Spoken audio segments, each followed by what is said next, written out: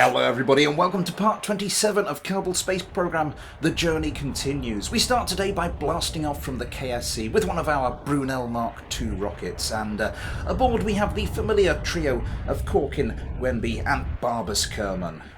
Our first mission of today is very much like a lot of our recent missions in that we are delivering a new component to our new interplanetary craft, which we are going to have to name soon because we are back into the rut of just saying new interplanetary craft every 30 seconds, and it's starting to grate on me. I don't know about you. Underneath that fairing we have about as basic a component as you can get for our craft. It's one of those 36-ton fuel tanks full of liquid fuel, a couple of other bits attached of course, some RCS thruster blocks, just to make sure our craft is reasonably manoeuvrable and balanced when doing so, and the whole purpose of taking up yet more fuel tanks is just to bulk out our new vehicle's Delta V capability, which it's certainly going to need in the long run. Once in orbit, our crew begin the unenviable task of retrieving this very heavy payload from the stack and getting it on its way towards its destination.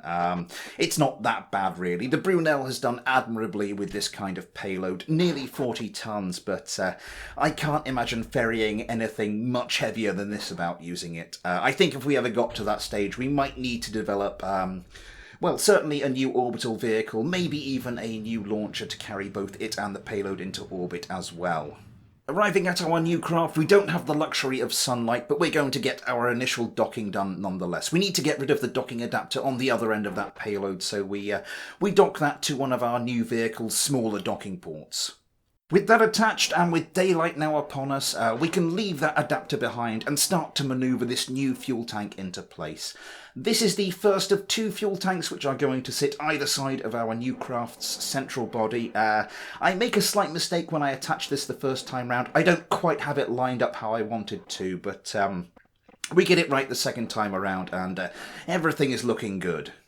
Our crew goes back to fetch that spare docking adapter they discarded earlier, but before they head for home, I just want to perform a quick test on this craft just to see how much Delta V it currently has. So we switch all the engines over to the correct fuel, we enable all the fuel tanks, and it turns out we have a little over 13,000 meters per second of Delta V, which is certainly looking promising, but we'll need to run this test again once we've got that other fuel tank up here. Our crew heads for home and hopefully for the KSC as well. Unfortunately, I burn a little bit later than I would have liked. We're coming in a bit high and I don't realise in time. You can steer this craft a little bit, but yeah, too late and it's not going to do much. We do overshoot a touch, not as much as we have done in the past, but still some fine-tuning to do there. Ultimately though, our landings are not that important, at least if we walk away from them. A cherry on the icing perhaps, but we're more interested in our launches, particularly when we currently have a lopsided vehicle in orbit around Kerbin. To rectify this situation then, we are launching another one of our Brunel Mark II rockets. Tommel, Jeblov and Dottie Kerman take up the mantle this time in what is by now becoming our regular crew rotation, although all that will of course be messed up once the Galileo gets back. With this mission basically being a carbon copy of the previous one, it's no surprise that underneath that fairing we have exactly the same fuel tank that we're just going to attach to the opposite side of our new vehicle. There's nothing really exciting left to do to this craft. We've taken up all of the key components. As I've mentioned earlier, all we need to do now is add fuel capacity. It has enough fuel to get to Eve as it is, but we still don't know what the Delta V situation will be like once we've added the very heavy payload that is an Eve landing and return vehicle. I'm not too concerned about the weight of that lander, however. We only need about 5,000 meters per second of Delta V to get to Eve and back. And that's helped by the fact that on the way back, on the return journey, our lander will be largely, if not totally, devoid of fuel, so that will certainly help. I've done some tests on a concept craft, and that would seem to suggest that we're fine up to a lander weight of about 60 tons, probably up to about 100 tons, and maybe even a little bit beyond that. We'll have to see. Once again, we rendezvous with our craft in darkness, which is, once again, how we are going to perform our initial docking. Yeah, this really is just a carbon copy of the previous mission. Getting rid of that spare docking port, manoeuvring this fuel tank into place. That goes by a little bit more smoothly this time. I get the thing aligned correctly the first time round, so With that attached, that is the last of the components for this craft, and all we need to do now is send up a lander and we are ready to go. Before our Kerbals head back to the surface, however, as I mentioned during the last mission, we are going to do another set of Delta V tests. We start with the Brunel CSM attached because it's about the same weight as a lander, so gives us a fair like-for-like comparison between this craft and the Ptolemy and the Galileo. This gives us nearly 14,000 meters per second of Delta V, which, compares quite favourably. Detaching the CSM, we get a reading of a little over 14,000 meters per second, and with those tests done, our Kerbals can finally make their way back down to Kerbin. So attaching that new fuel tank means we've upped the Delta V by about 900 meters per second. We're quite far into the territory of diminishing returns by now, but not so far that adding more Delta V is completely impractical. But given that our first mission for this vehicle is going to be to Eve, we're not going to bother for the time being. Anyway, despite seeming to have managed our descent a little better this time around, we still landed almost exactly the same place we did last time. As I've said on a couple of occasions already, if we want to land reliably back at the KSC, we may need to adopt a slightly different approach. Our Kerbal-bound concerns will have to wait for the moment though, as will the new interplanetary craft, which has about 150 days until it needs to leave for Eve. A more pressing matter for us to attend to is the return of the Galileo, which is now about 16 days away from its encounter with Kerbin. Now, this is the first expedition off to another planet where I have taken 2 sets of readings for every science experiment we have performed. 3 sets of readings if and where appropriate. The idea being that we can process one set aboard our space station science lab and take the other back down to Kerbin to cash in immediately.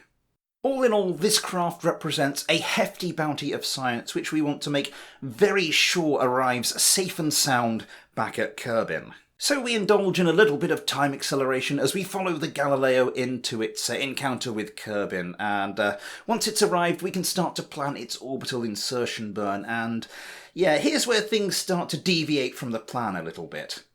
As I'm planning the burn, I notice that this is going to be a very long one, so I decide to split it into 2 burns. One just to get us into some kind of orbit, and then another one orbit later just to get our apoapsis down to something a bit more workable.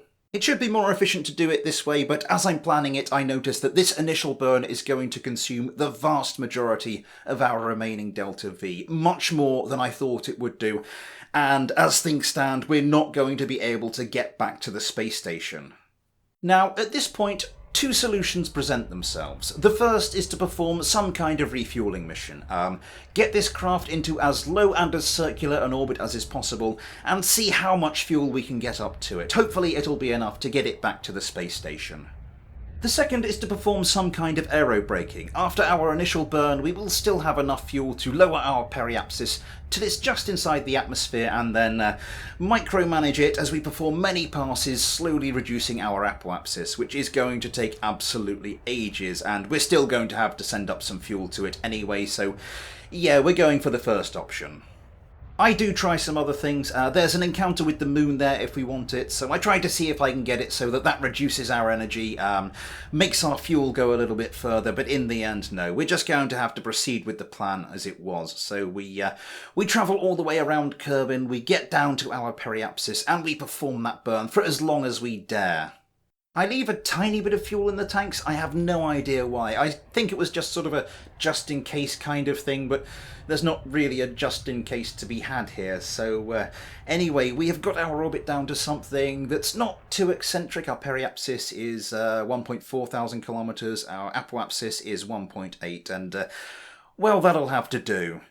So our 4 orange suits are stranded in a high orbit over Kerbin, and now it's down to the more junior members of the team to throw together some kind of rescue mission and save them.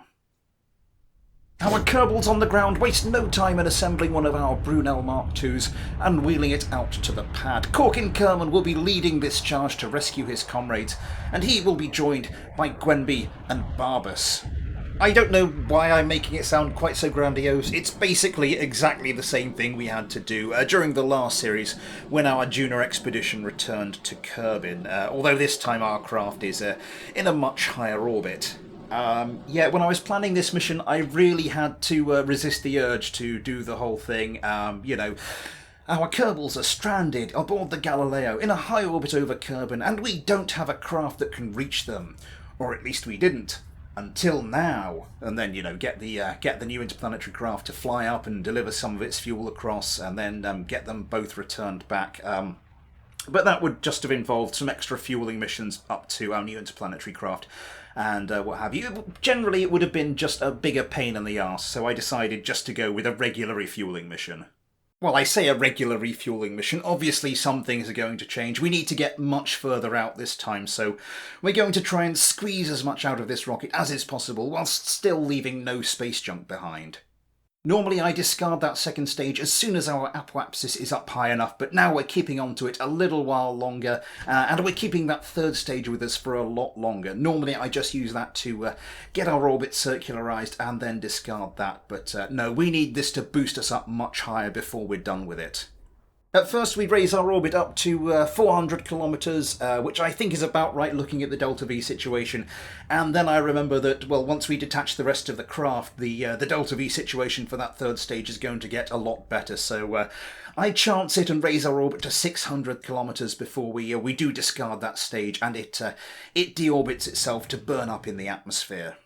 With hindsight, we could probably have used that stage to go a little bit higher, but what's done is done. Our CSM is now on its own, though it does have some quite considerable reserves of fuel aboard that payload. Our first order of business now is to perform our plane change manoeuvre, get our orbit lined up with that of the Galileo, before we see what we can do about rendezvousing with our stricken craft. The Galileo's orbit is a little too eccentric to perform an ordinary rendezvous manoeuvre, so we're going to try something a little bit different. First of all, we are going to raise our apoapsis and get it as close as we possibly can to the Galileo's periapsis. We have to wait a few orbits until everything aligns properly, but once that opportune moment arrives, we grab it with both hands. We fly up to apoapsis, which is the Galileo's periapsis, and from here we are going to burn to increase our orbital period until it matches the length of time until the Galileo is back at its periapsis. If everything goes according to plan, in exactly one orbit's time from the Brunel CSM's perspective, both craft will be back at this point at the same time, and from then on out we can just slip back into our normal rendezvous and docking procedure. Thanks to some fine-tuning, one orbit later we do get a good close approach of about 300 metres, where we kill our relative velocity and start bringing ourselves into dock. As I said, that wasn't a more traditional rendezvous manoeuvre, but it is a very effective manoeuvre you can use to rendezvous with an object in a highly eccentric orbit, although in this case the Galileo isn't in that eccentric an orbit. Having docked with the Galileo, we can now start to transfer some fuel about. The first thing I'm going to do, though, is to transfer some of those aforementioned reserves across to the Brunel CSM. We don't have enough, as things stand, to get back to Kerbin. Then we can start to refuel the Galileo's main tanks. We also transfer across some monopropellant we've brought up just to make sure the Galileo has enough to fine-tune its manoeuvres and come in for docking at the space station. And with that, the business end of our rescue mission has reached a successful conclusion. Corkin, Gwenby and Barbas Kerman undock themselves and their payload from the Galileo and start to make their way back down to Kerbin. I decide it's going to be a little bit too much hassle to try and go for a landing at the KSC, so we're just going to go straight for re-entry and just come down wherever that takes us. As it turns out, that is going to take us slap bang into the middle of Kerbin's Crater Sea. In fact, for a moment it looks like we might land on the island in the middle, but no, we come down just off of the shoreline, and now our Kerbals can await their recovery, although they might be waiting a little longer than usual. So we return to the Galileo, which now has plenty of Delta V for all of its purposes, and we are going to finish today by getting it back to the Socrates and getting it docked. To start with, we're going to perform our plane change manoeuvre. The ascending node is very close to the apoapsis, which is going to help with the Delta V situation, although that ship has pretty seriously sailed by now. With that out of the way, our next order of business is to sort out our orbit. We're not going to circularize as we are. We're just going to go straight into lowering our orbit to something a bit more workable, something a bit more suitable from which to rendezvous with the Socrates. I'm going for about 800 kilometers here, so we burn our periapsis down to that and then circularize from there. From here, it's a pretty standard rendezvous maneuver. We perform our initial burn. For our next burn, the burn time indicator is doing an excellent job as ever, and we do overshoot quite a lot, but it doesn't take long for us to correct that. And before too long, we are arriving at the Socrates space station. We're coming in at quite a nice angle. It's quite easy for us to dock from here, and with the craft docked, that means we can start to transfer some of that science across. The science that's going to be processed on our science lab, at least. Because we've already performed a gravity sweep of MOHO on a previous mission, I checked to see if there's any duplicate experiments that we've already processed on board the science lab. There's just the one, so I transmit that back down to Kerbin. We'll have taken another reading from that, so that will get us the rest of the science when we take that back down. Some more might come to light as we start to process these in the science lab, but we'll just do the same with those. So after a bit of faff, the Galileo returns safe and sound to Kerbin, and that is where we are going to leave things for today. I hope you've enjoyed it, everybody. If you have, please consider liking, subscribing, maybe even following me on Twitter. The link will be in the description. Next time we'll have to get the Galileo's crew home, as well as the rest of the science, but yeah, that will have to wait. For now, thanks for watching, take care, and I'll see you next time.